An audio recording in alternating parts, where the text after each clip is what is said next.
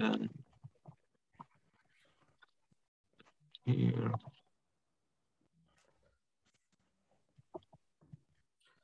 On the slideshow again.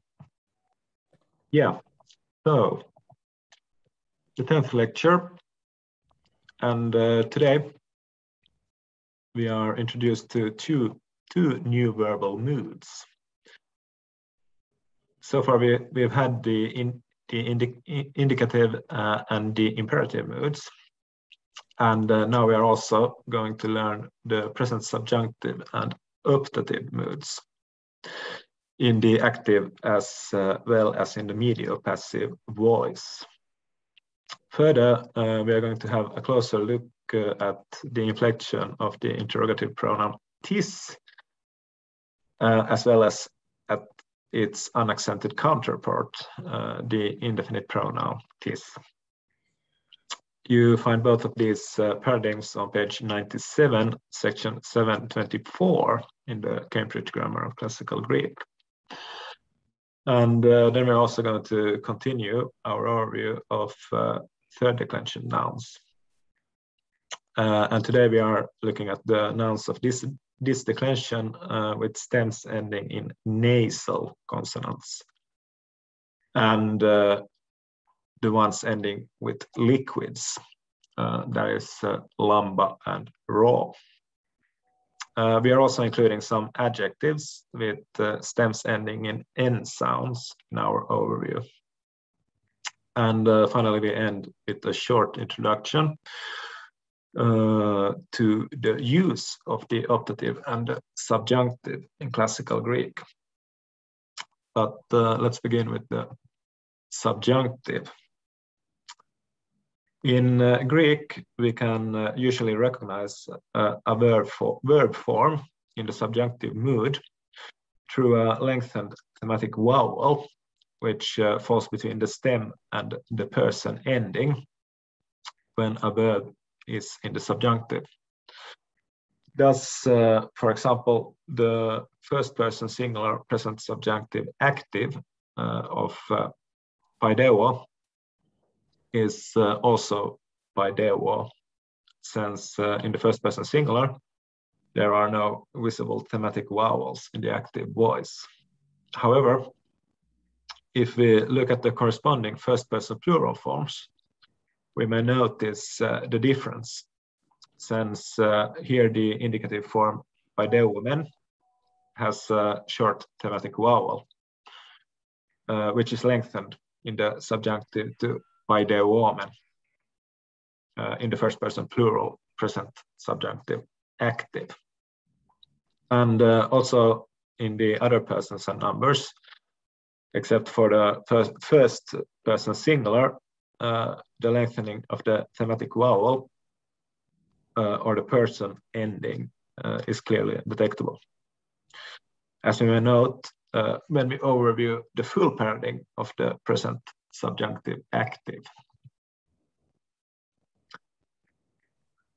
So here we have it. We have paideuo in the first person singular, paideues in the second person singular. So here the a's of the present indicative active ending has been lengthened to es, and then there is this iota subscript added under the ending. And then we have paideuo in the third person singular. And there's a similar lengthening here in the person ending. And also iota subscript there as well. Then in the plural, we have paideuomen in the first person plural, paideuete in the second person plural, and paideuosin in the third person plural. So we can see here that the plural forms all receive a long version of the thematic vowel sounds e and o between the stem and the ending. But let's move directly on to the paradigm for the present subjunctive medial passive.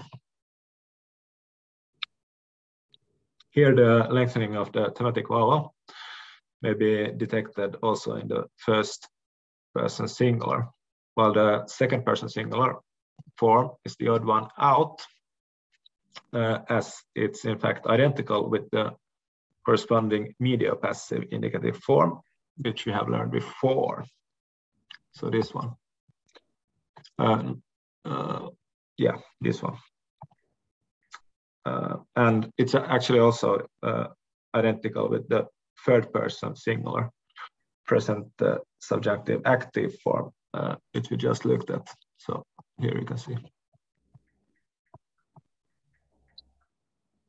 And this may, of course, cause some confusion, but be that as it may, we have it in the plural paideu ometa with the long O sound in the first person plural, paideu este in the second person plural, and paideu ontai in the third person plural. So here all the plural forms again have a clearly recognizable long thematic vowel. And this is what you should bear in mind about the subjunctive forms more generally as well. That is, that they can usually be recognized from the long thematic vowel falling between the stem and the ending of the word. And of course, it would be good if you could memorize these two paradigms as well. But let's move directly to the present optative. First of all, we can ask how an optative may be recognized. And in the present optative forms, there is usually a specific infix or suffix, which makes these forms easily recognizable. And this infix is the diphthong oi, which falls between the stem and the ending of the verb when the verb is an optative. As for instance, in the example, paideu oimi. You can see on the screen. Helen, if you could mute your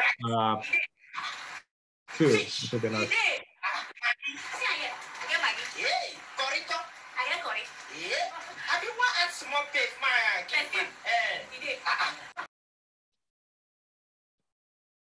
The endings in turn are not completely identical with the corresponding indicative forms. But the best way to begin to come to terms with the specific optative forms is to overview their paradigms. So here we have to begin with the present optative active, which has paideu oimi in the first person singular, paideu ois in the second person singular, paideu oi in the third person singular, and in the plural we have paideu oimen in the first person plural, paideu oitte in the second person plural, and in the third person plural we have paideu oien. In all of these forms, as we can see, the optative oi infix is clearly recognizable. And as we will see in what follows, the same pattern is in place in the medial passive forms too. So here in the present medial passive optative, we have paideu oimen in the first person singular, then paideu oio in the second person singular, paideu oitto in the third person singular, and in the plural we have paideu oimetha in the first person plural, paideu oiste in the second person plural, and paideu ointo in the third person plural. Okay. So regarding the future forms of the subjunctive and the optative, the rule is as simple as can be when it comes to the subjunctive, since future subjunctive forms don't exist. Future optative forms, however, do exist, and here the basic rule for formation is that the futural sigma infix is placed between the stem and the ending. which in this case means that the sigma falls between the stem and the optative oi infix. Hence, for example, the first person singular active optative form, future optative form, is paideu soimi, and the second person singular future optative form is paideu sois, and so on. Okay, but let's turn to the next topic, which is interrogative and indefinite pronouns.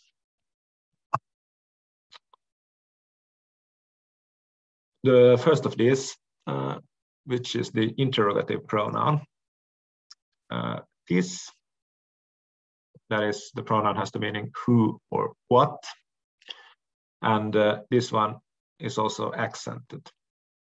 So, and here the accent is always an acute, except for these alternative forms that you can see here in the genitive and dative singular, and these have instead a circumflex,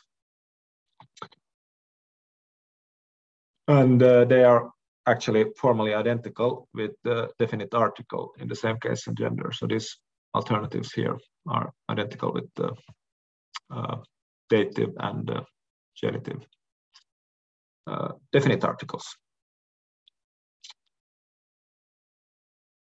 And yeah, the neuter gender have their own forms, as we can see, while the masculine and the feminine ones are shared.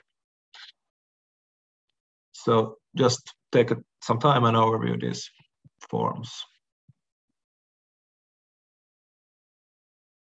Okay, then we have the next pronoun, which is this in the meaning of someone or something. So these forms are identical with the interrogative pronoun, except that they lack an accent. So just look at these forms for a while as well, and try to etch them into your mind. And then when you read the next chapter, which is chapter 9 in our textbook, you will encounter both the interrogative and the indefinite variant of this. You can see also that there's a variant here in the neutral plural nominative and accusative form, this atta, but this is quite rare. So I don't remember that I would have encountered this variant that often, at least.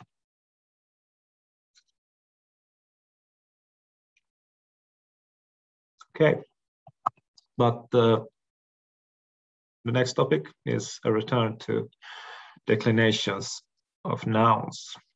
So what we have on our program today is the third declension, nouns with the stems ending in nasals. The nouns in this category all have a stem ending in ny, and most commonly the nominative singular form ends in ny as well. However, as is usual when it comes to third declension nouns, we have to look at the other cases to find the actual stem. But let's go through our example here, which is the noun daimon, which means deity or demon. So here we have in the singular daimon in the nominative, daimonos in the genitive, daimoni in the dative, daimona in the accusative, and in the vocative we have daimon with the shortened final vowel and compensatory lengthening of the preceding diphthong. Again, because the accent here is on the first syllable. Yeah, so that's why the vocative form has a shortened vowel here and a compensatory lengthening here. Okay, then in the plural we have daimones in the nominative, daimonon in the genitive, daimosin in the dative, daimonas in the accusative, and daimones again in the vocative. Okay, but let's move on to the third declension nouns with stems ending in liquids. In this category, we have two different examples. In the first one, which you see here on the screen now, we have hair, which means hand. And here, the stem is almost the same in all numbers and cases. So in the singular, we have here hair in the nominative, heiros in the genitive, heiri in the dative, heira in the accusative, and heir in the vocative. And in the plural, we have heires in the nominative, heiron in the genitive, and then hersin with the disappearance of the iota from the stem in the dative, and heiras in the accusative, and heires in the vocative. Okay. Next example is again of a third declension noun with the stem ending with the liquid consonant rho. But here we actually have two different stems in different numbers and cases, which means that we have an alternation between the stems aner and andr. But let's go through the whole paradigm. In the singular, we have here aner in the nominative, andra, which is also the first word in the Odyssey, in the accusative. And then we have andros in the genitive, andri in the dative, and aner in the vocative. And in the plural, we have andres in the nominative, andron in the genitive, andrasin in the dative, andras in the accusative, and andres in the vocative.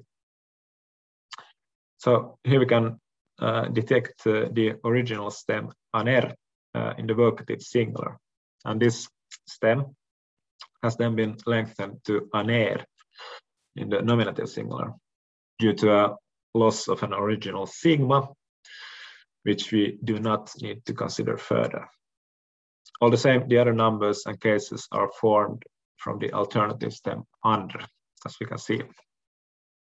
Okay.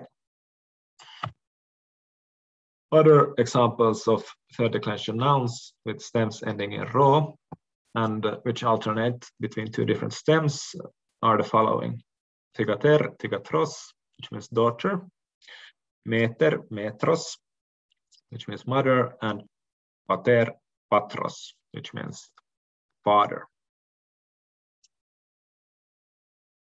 Okay. Next, we have some adjectives. And these are also of the kind that they have a stem which end in ny. And the first of these is of the two-ending type with identical forms in the masculine, the feminine. So we have here eudaimon, eudaimon, and eudaimon, which means happy. And then the second one we will look at is this melas, melaina, melan, which means black. And both of these paradigms you can find on page 74, section 523 of the Cambridge Grammar. But let's quickly overview this paradigm for eudaimon. So we won't go through all the forms, but you can notice here that the masculine and feminine forms are all actually identical with each other, and then also the neuter and masculine and feminine forms are identical in the genitive and dative, both in the singular and the plural. Then the major variation here is maybe notable in the nominative singular, where we have this shortened final vowel in the neuter. And then, of course, this typical neuter plural ending alpha, which is visible here in the neuter plural nominative and accusative forms. Okay. Then we have the paradigm for melas.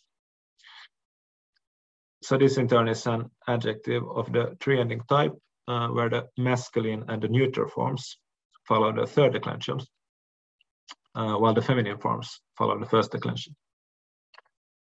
So if we make some observations here as well, we may notice that these feminine forms, which follow the first declension in their inflection, they have a short alpha here in the end, so melina. So this is the type of feminine first declension adjectives where the nominative form has a short alpha. But then the rest of the forms vary between an alpha and an eta here. So the genitive and dative forms have an eta. The forms which are most resemble each other here in the masculine, feminine, the neuter is this genitive plural, where we have melanon in the masculine and neuter, and then melinon in the feminine plural. So this, by the way, if you haven't been able to infer it yet, this half circle here on top of this letter signals that this is a short vowel. So it's melan, melanos, and so on, melani, melan. Okay. But our next topic is the use of the new verbal moods that we have learned today. So the optative and the subjunctive.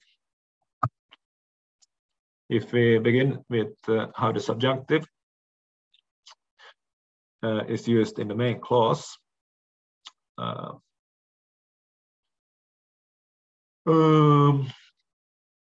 we can note first that there is a limited use of the subjunctive in the main clauses. But yeah, so far we've had only, or mainly we had the indicative mood. So if you remember, the main use of the indicative mood is to state something factual. The subjunctive in the main clause, on the other hand, is mainly used to express an exhortation or a question or deliberation. So hence paideo, which, as we remember, is formally identical in the present indicative active and in the present subjunctive active, can, if it is a subjunctive, mean either I shall educate or should I educate. So in the first case, when the subjunctive is used to express command or an exhortation, it's called a hortatory subjunctive. So for example, the first person active subjunctive plural form, diokomen, if it occurs in a main clause, can be used to state the command, let us pursue. So this diokomen can mean let us pursue. And in fact, these kinds of hortatory subjunctives are most common in the first person plural.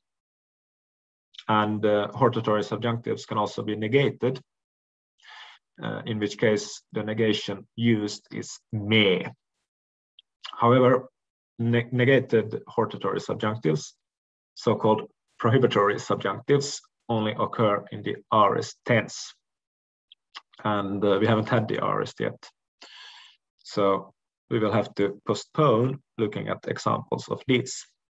But if diokomen is instead a deliberative subjunctive, its meaning would be shall we pursue? Or another example would be the phrase ti legomen, the meaning of which would be what should we say? The deliberative subjunctive is also most common in the first person, either in the singular or in the plural. Okay.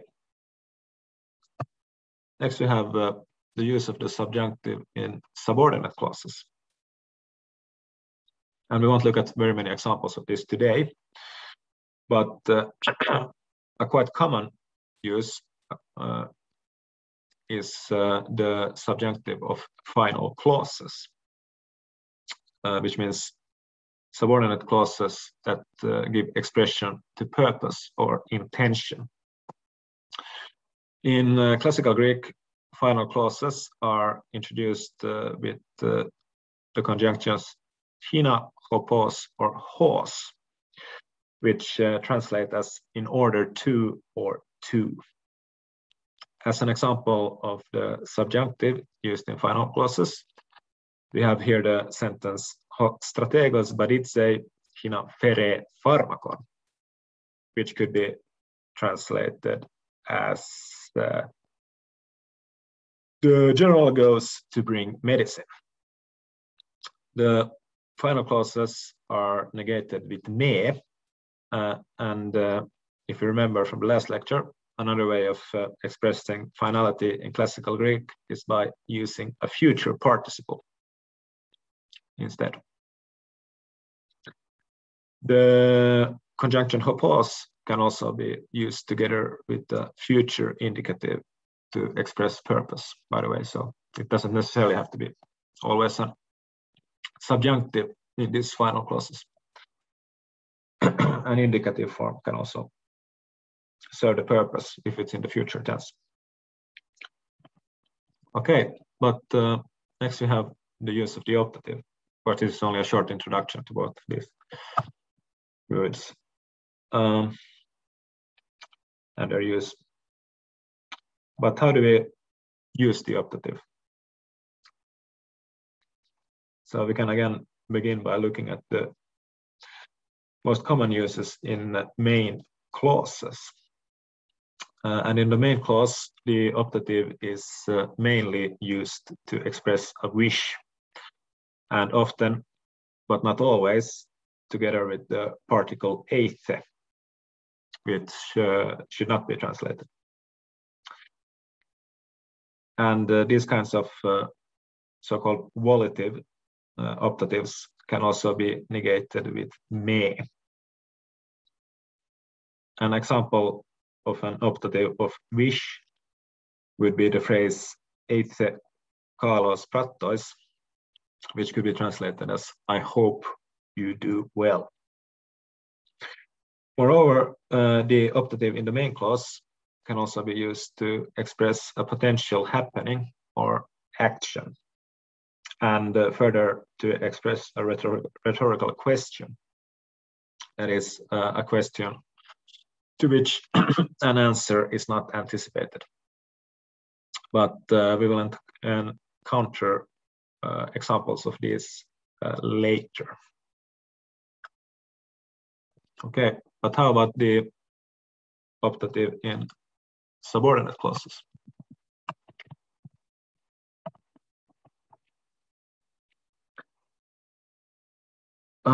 So actually there's a number of different uses for both the subjunctive and the optative in subordinate clauses.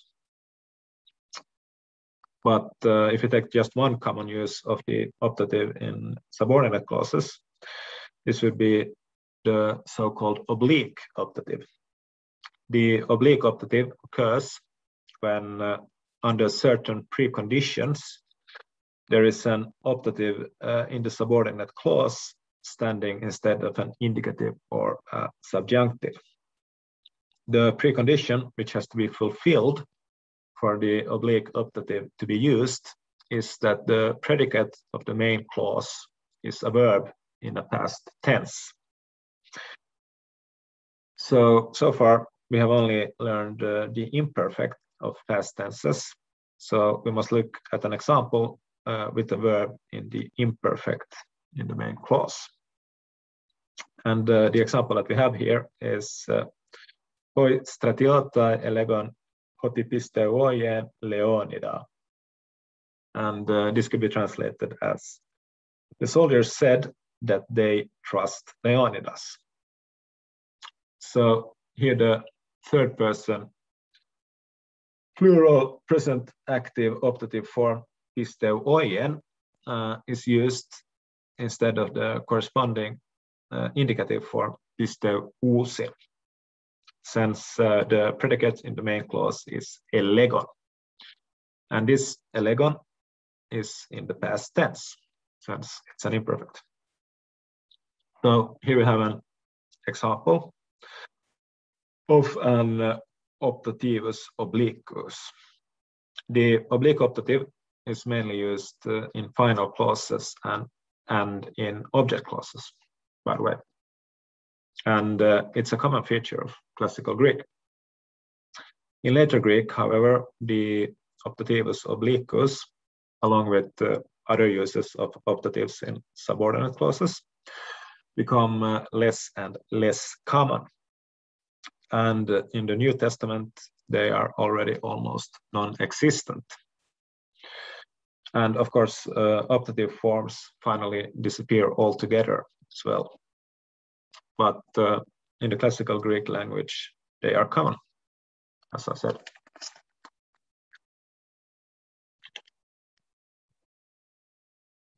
Okay. Yeah. Here I added also one poem where we have the adjective malign visible. But this is actually somewhat too complex the language here in this poem for our current level of knowledge. So if in case you want to look at this, maybe compare the English translation with the Greek. If you have studied a bit more Greek before, you're free to do so, but we won't go through this poem now. Yeah, so that was the content for today.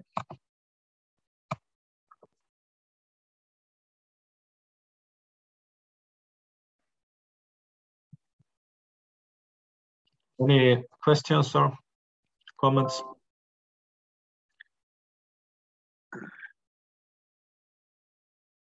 No, nothing. It's a lot to take in. No, nothing. It's quite a lot. Yeah, it's a lot. And for some of us who are far behind. What did you say? For some of us who are far behind, it's quite a lot to take in. Yeah, I can understand. So I hope you have downloaded all the lectures and saved all the transcripts and all the PowerPoints and everything. So I'm still trying to catch up.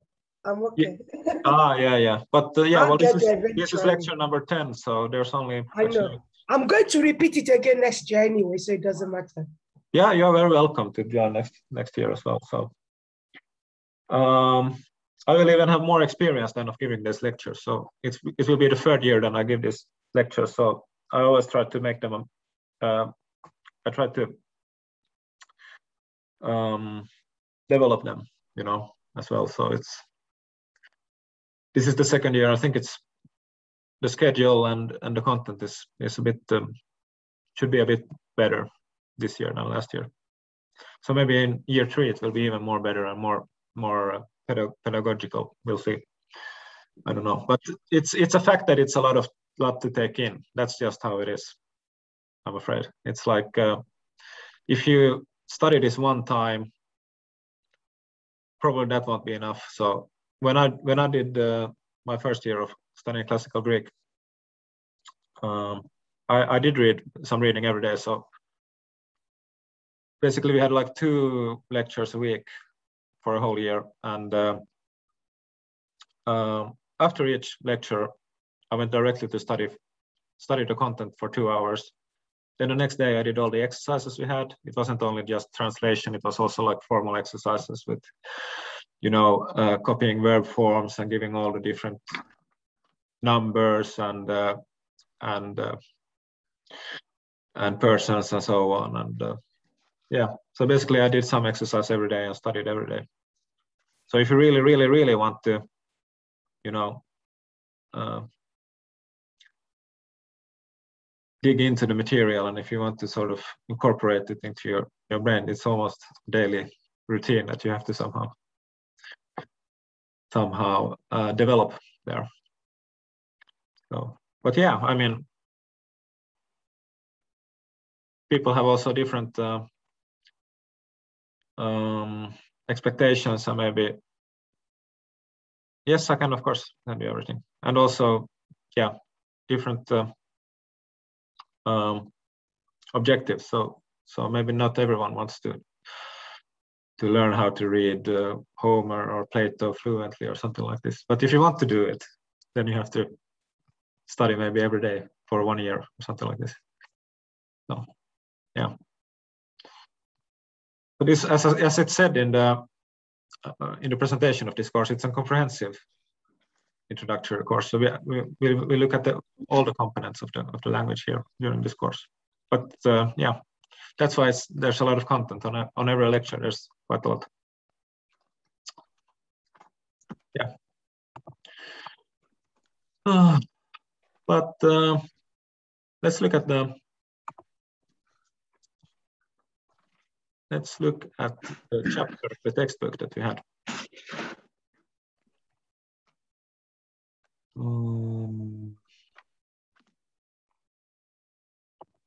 It was chapter.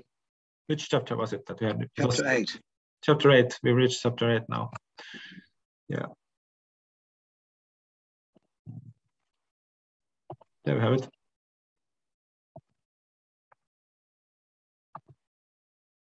And then open the vocabulary as well. Okay.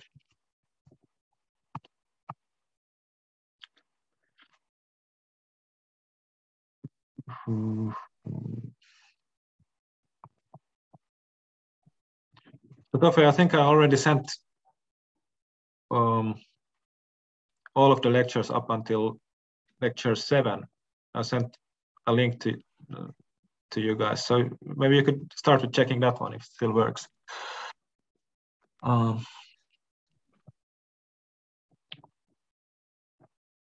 Anyway, let's share the screen.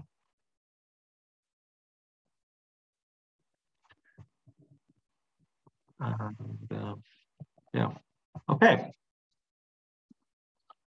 It wasn't even that long this time. No, it was very long actually. It was almost 2 pages. Did any one of you make it through the end? Did you, Nigel, manage to? I got to sort of 1 or 2 sentences from the end, yeah. Yeah, very good. Impressive, actually. Okay, but yeah, who wants to start? Nigel, maybe. Anybody else? No. Okay. I don't think so. Not. No, that's right. Okay. Yeah. So first sentence: all the citizens will save the fatherland. Yes, all the citizens will save the fatherland. Exactly.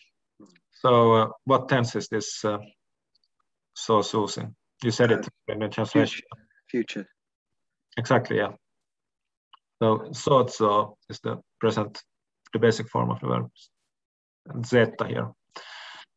So because it's on zeta, a dental, it's counted as one of these dental consonants. It simply disappears in the future, and this futural sigma infix sort of devours it, or however you like to say. It's replaced by this futural sigma infix. Yeah, very good. Okay, well, next one. The soldiers, the hoplites, will prepare and carry weapons into the battle. Having, yeah, I mean, echontes is having, so I said having shields and greaves and breastplates. Carrying, wearing. Yeah, Yes, you can. That's a perfectly viable translation. I was thinking about this first clause here.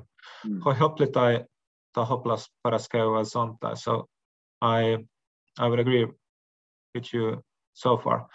So the hoplites prepare the weapons, right? Or their weapons. Yeah. But then how did you continue this? Kai poreu sontai este. And they will carry. Well, yeah, because that's a participle, is it? Poreu No, sontai no. is not a participle actually. No, it's a future. Yeah, it's future, exactly. Yeah. Yeah. So a media passive future form. media passive future. So In the third so they will prepare and they will carry. Yeah. So the basic form here is poreuomai. Yeah. One possible translation is look here. March or go. March, of course, yes. So it could also simply be translated as and they will march into battle or go to battle. Even they will go to battle. So they will prepare, the hoplites will prepare their weapons and march or go to battle. Yeah. Having or wearing or having shields and greaves and breastplates. Yeah, exactly. So here we had the participle form was here.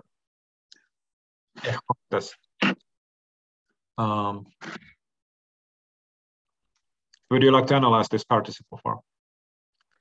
About it. Well, it's a.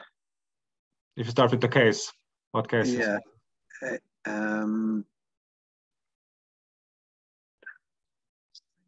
It's a.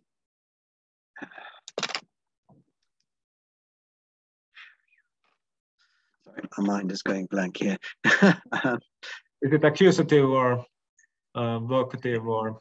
It's it is a nominative, isn't it? Nominative, exactly. Yeah, it's nominative. Yeah. Nominative number. If you think it's a plural. Yeah. Nominative plural.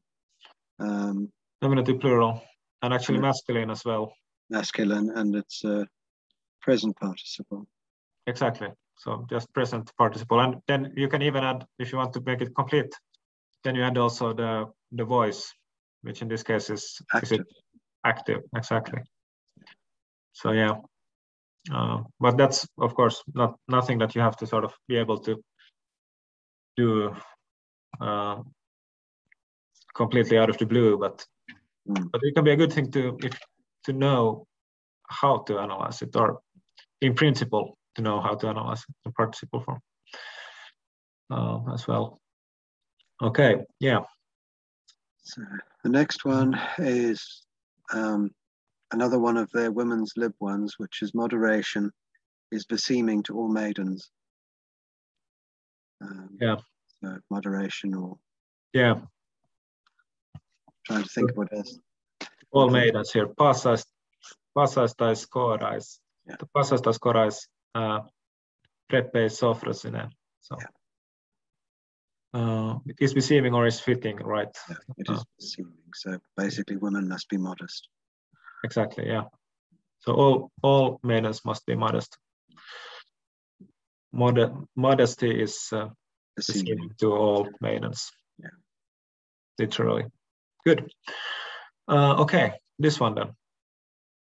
Kolasamen pantastus hamartanantas paidas. So kolasamen is we shall punish. Yeah. Pantas paidas, all the children. And that's it's all the children who are doing wrong. Yeah, exactly. Exactly. It's a participle. This, yeah. Um, What's the case here in the participle? accusative. Exactly, accusative. Plural. So this is typical case of this that I spoke about in the last lecture, and participium conjunctum. Yeah. So it's pretty much connects to a noun and takes the same case number and gender as the noun it connects to. So here is connected to this paidas, which is tus paidas. This is the main word that this participle that works like an adjective here connects to. So tus hamartanottas paidas. As you said, the children that have done wrong, it could be translated to in English. The wronging or the sinning, I don't know, sinning. Hamartano is like the verb at the basis here. So it's the meaning can also be to sin in later Greek. But originally it just means something like going wrong or doing wrong or something like this. Naughty. Being naughty, yeah. All the naughty children. We will punish all the naughty children. So yeah, colazzo is the basic form of this word, but it becomes colazzomen in the future. First person plural. We will punish. Yeah. Okay. Next sentence then. So the general will gather soldiers, and then I got to put the general will gather soldiers in order that he will fight against the enemy. Yeah. In order to fight against the enemy. So this here, what kind of verb form is this? It's a future participle. Exactly. So this is a future participle. Yeah. So it's often used futural participles in classical Greek to express purpose, give expression to purpose or intention, and often connected with this participle hos. So this hos is connected to this polemeson. Hos polemeson. So this hos tois polemius polemeson could also be expressed with an subjunctive clause, a final subjunctive clause, but you can also use a future participle in classical Greek to express finality. But this is something that disappears from later Greek. So in later Greek, there's almost no futural participles at all. Like in the New Testament and generally in Greek from that period, the futural participles are almost non-existent as well. But in the classical period, they're also used in this way. But yeah, this soldiers, so this is actually strateuma is of course like an army. So the general will gather an army in order to fight against the enemy or something like this. But yeah, your translation completely correct as well. Strateuma army, but here we have then this stratiotai, which means soldiers actually. Stratiotes is soldier. Yeah.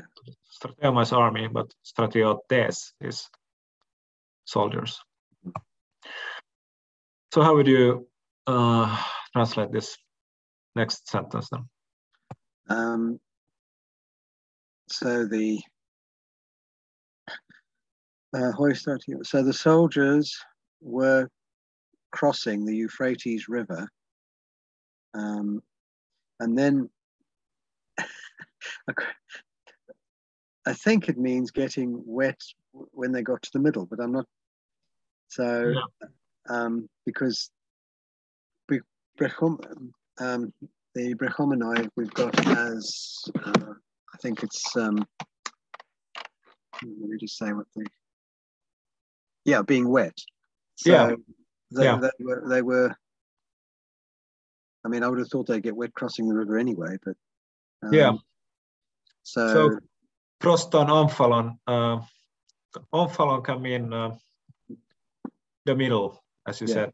It could be the middle of the river, maybe. Proston omphalon, towards the middle, maybe of the river it could mean, but could also maybe be, omphalos can also mean the navel. Yeah. So it could be like maybe their soldiers' navel, right? Ah, they were becoming wet. Yes, up to the navel, right? Okay. You can speak of the navel, can't you? Of the body part, which is like in the middle of the That makes stomach. more sense. Yeah. So that could be one possible interpretation Makes more sense. of that sentence. They became wet to the navel. So brechomenoi is a participle, of course, form of well, brecho in the active means I moisturize, but then when it's in the passive or in the middle voice, as here, then it's becoming wet or being wet or so on. So this is a participle. If you remember, I said in the lecture that if you want to recognize a medial passive participle form, present medial passive participle forms, you should look at this omen part here, or men part. So that's a very good way to recognize a medial passive participle form, because there's always this men part. And then from this ending, which is the last two letters here, you can derive the number, the case, and the gender as well. So what would the number, case, and the gender be here when it has this oi here? Well, it will be plural, first person. Sorry, it's second person plural. It's not second person when it's just plural. It's participle. Exactly, plural. It's a plural. And gender. Masculine. Yeah. And the case. Yes, the case is nominative. Nominative, exactly. So oi. Yeah. That's the second declension endings, masculine second declension endings you can think of. It's the same here in this medial passive participle forms in the masculine and neuter. It's the second declension endings. But then if it's a feminine, then it's the first declension endings, which you have to look at.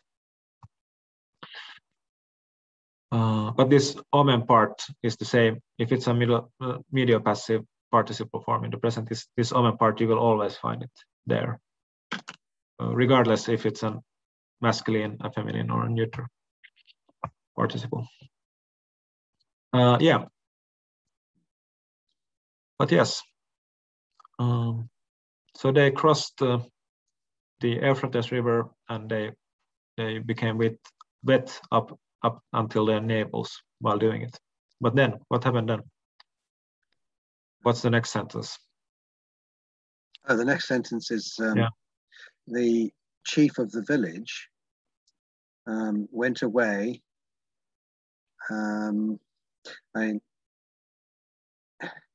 It's that the verb is a participle.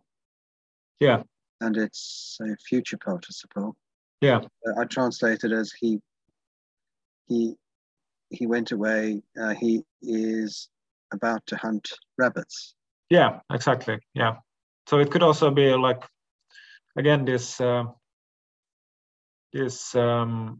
use of the future participle. So to give expression to intention or purpose.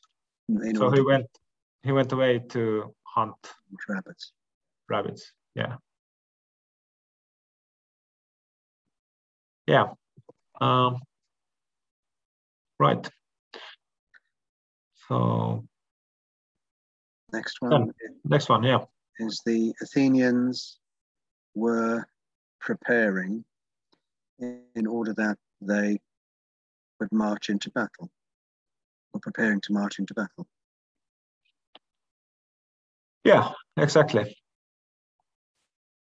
Exactly. So again, we had a future participle form here. Koreus omenoi.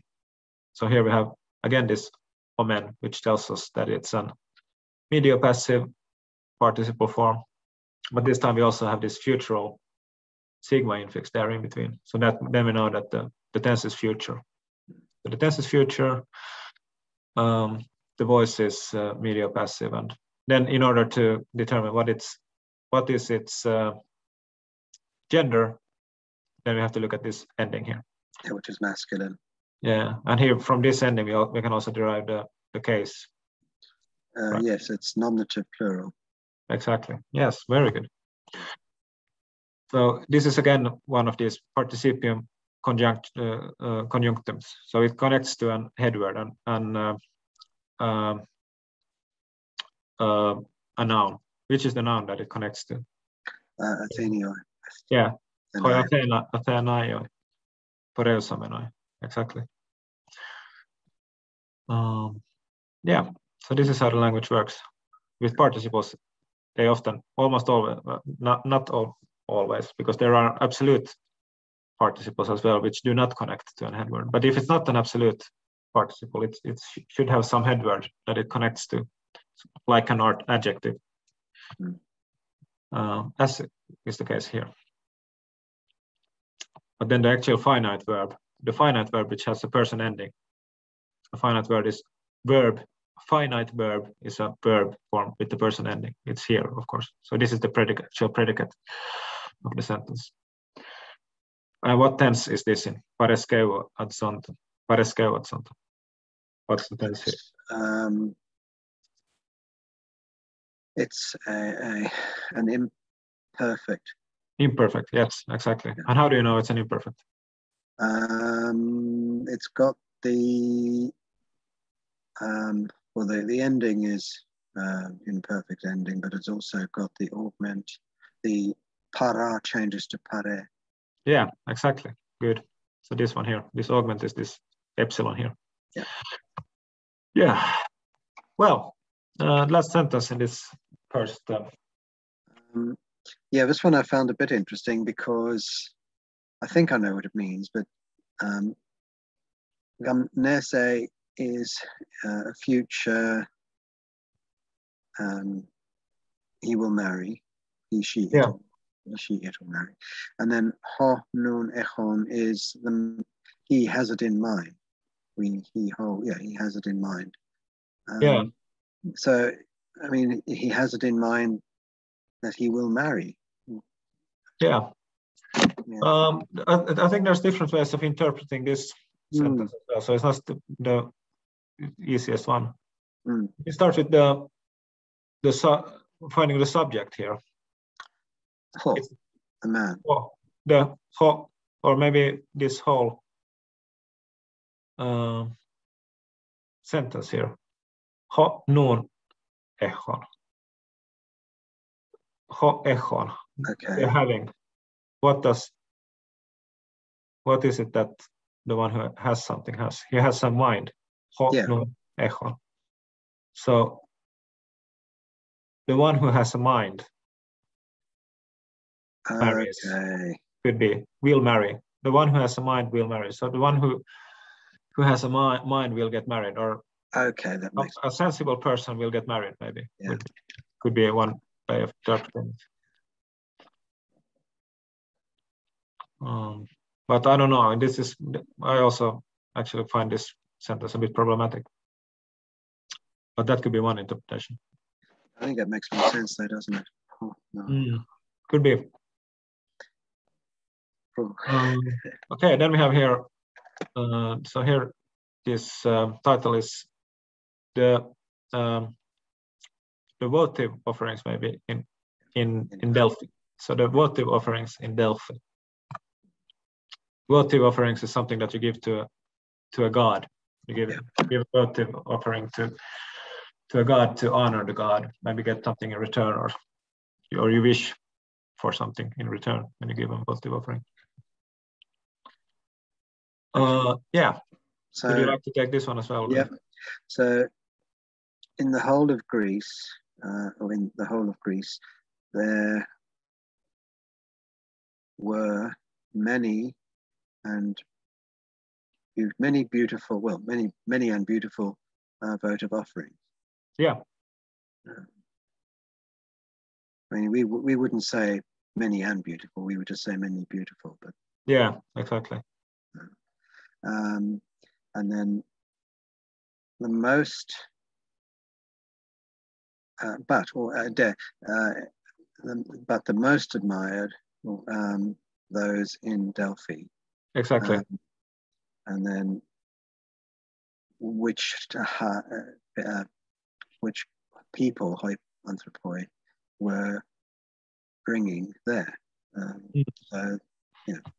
And then this last part, Harin echontes to theo. Having, yeah.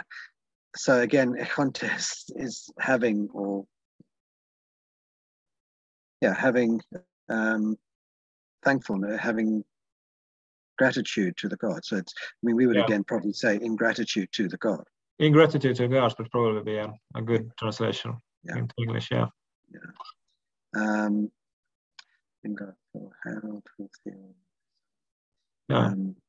So this was a relative pronoun here, which you correctly understood as being which. Yeah. So ha, because it's a neuter plural, we can deduce that it refers to this anathemata, so this votive often here. But yes, please continue if you like. Okay, so and then it's they always put these participles engato. I mean, I suppose we would say for in the temple. Lost my space.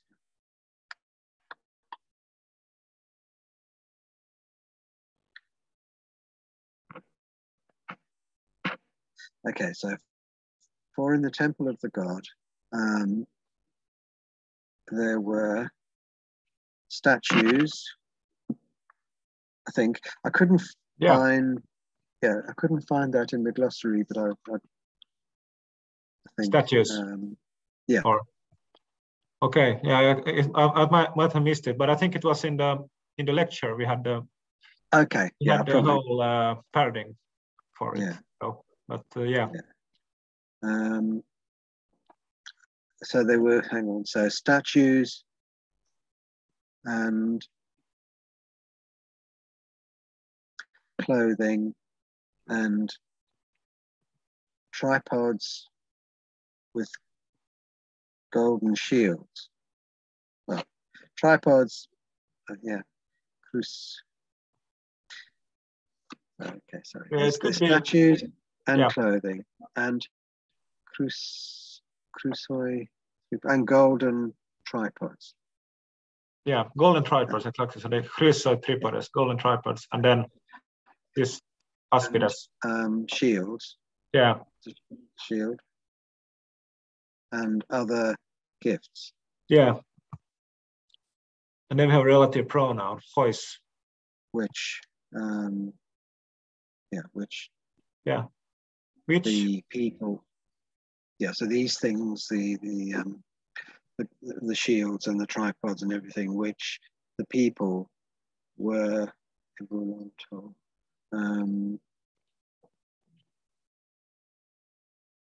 carrying to the god in thankfulness. Yeah. You can understand it this way. So I was completely with you until this last clause. So this hois, if you start with looking at this hois here, which I'm pointing the arrow at the moment. So hois is, of course, a relative pronoun, but the case here is dative, right? And dative plural, masculine. So then we have to start thinking, why is it in the dative? What would be the function of the dative case here? So my guess would be that it's kind of instrumental dative. So then it could be maybe instead of just with which, it could be with which maybe, like with which hoi anthropoi, the humans or the people, ebulonto wanted ton theon Sylvester, the god honor. So with which the people wanted to honor the gods or something like this. Could be this last clause, maybe. So in the sanctuary of the god, there were statues and clothing and golden tripods and shields and other gifts with which the humans or the people or the men wanted to honor or to honor the god, something like this. So yeah, good. Yeah. So next one then. Etide hoeton. So even the kings or leaders of the barbarians often sent gleaming gifts to the god. Yeah.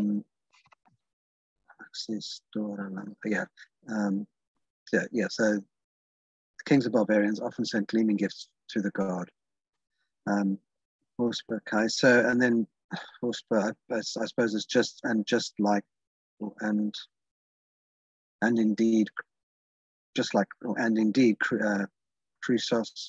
Croesus, king of the Lydians.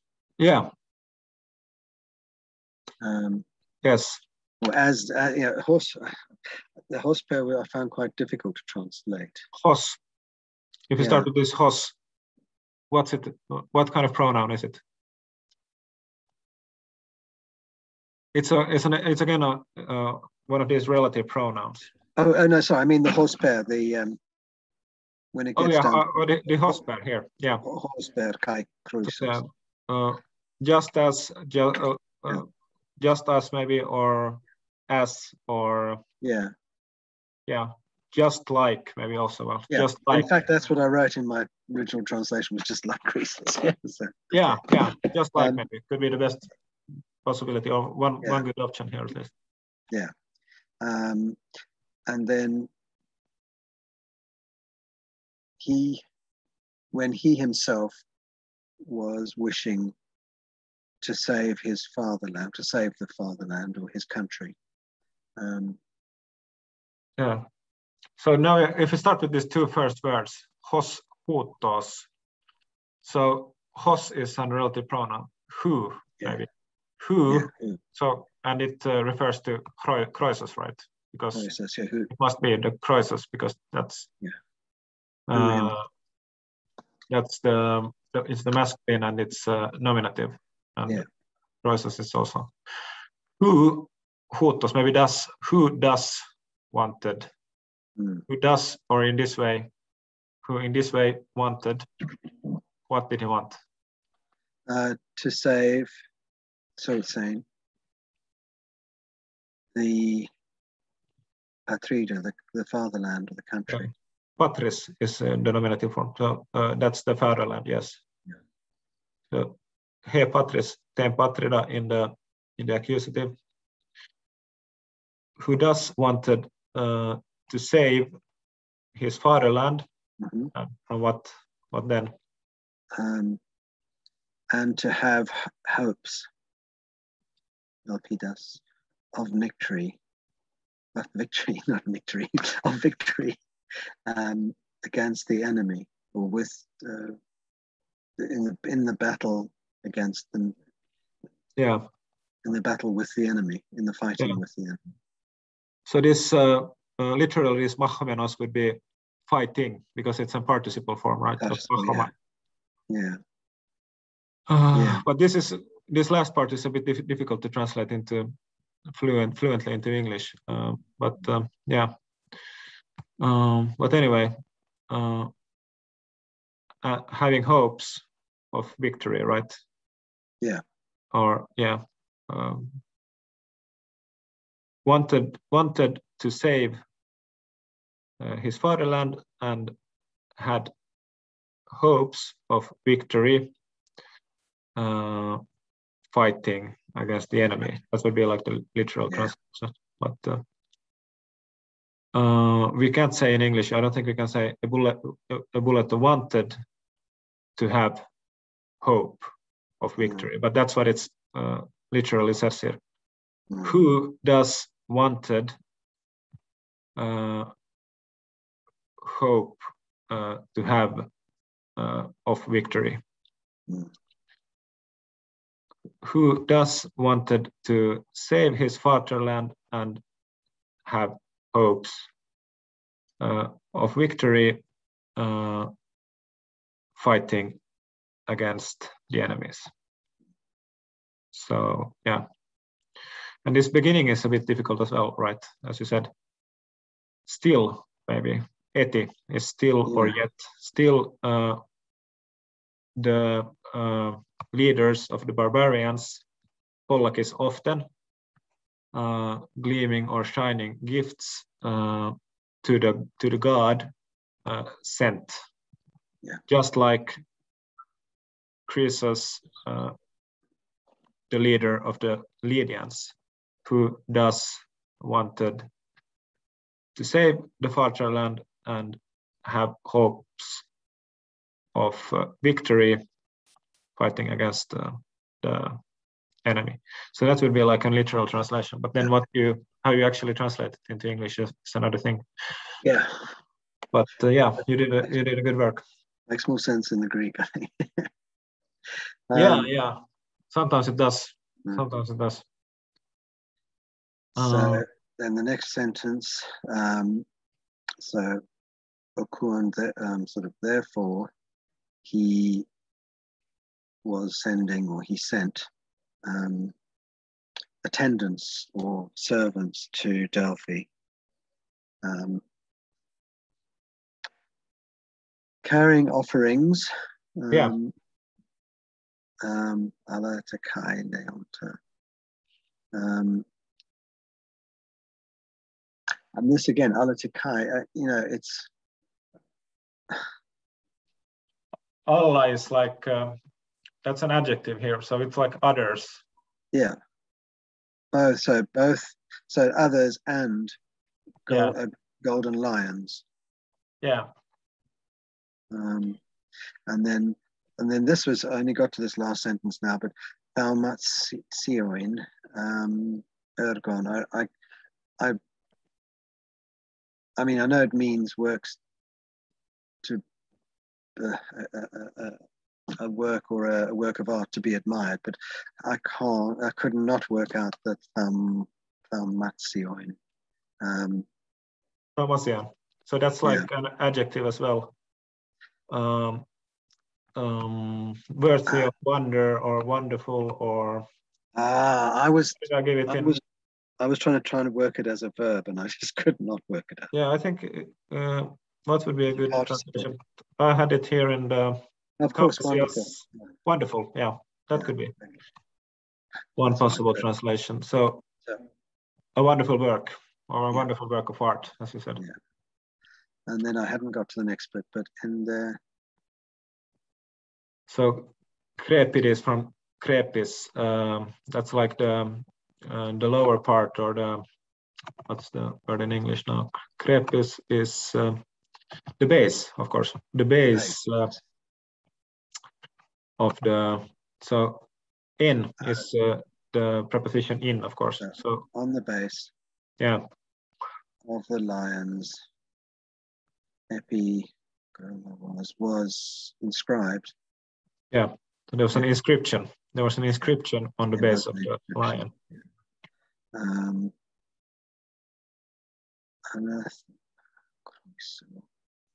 So it's a gift or an offering. Yeah. Of Croesus.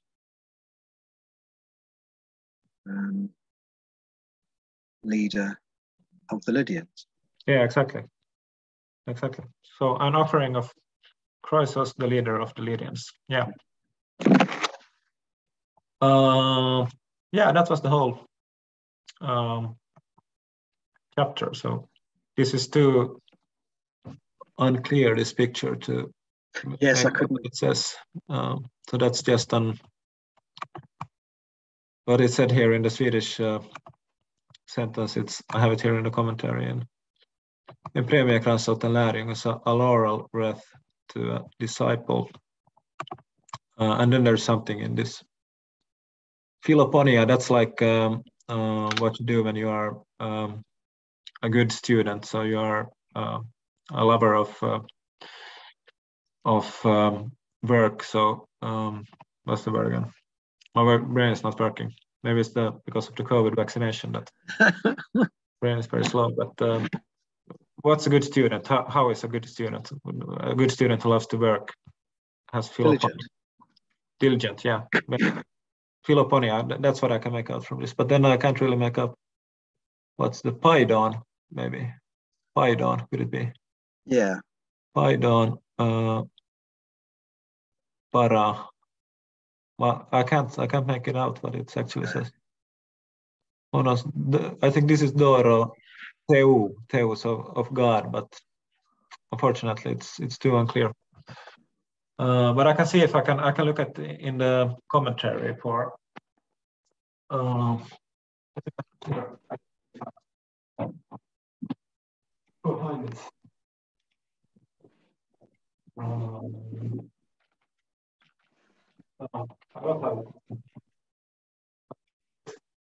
for next time in the commentary what it is. So yeah, that was impressive work again, Nigel, I must say. So, and hopefully others also could catch something this joint reading. So yeah, I'll send you more material again tomorrow, and yeah. See you next week, hopefully. Okay, thank you very much. Thank you. Bye-bye. And good night. Oops. Good night.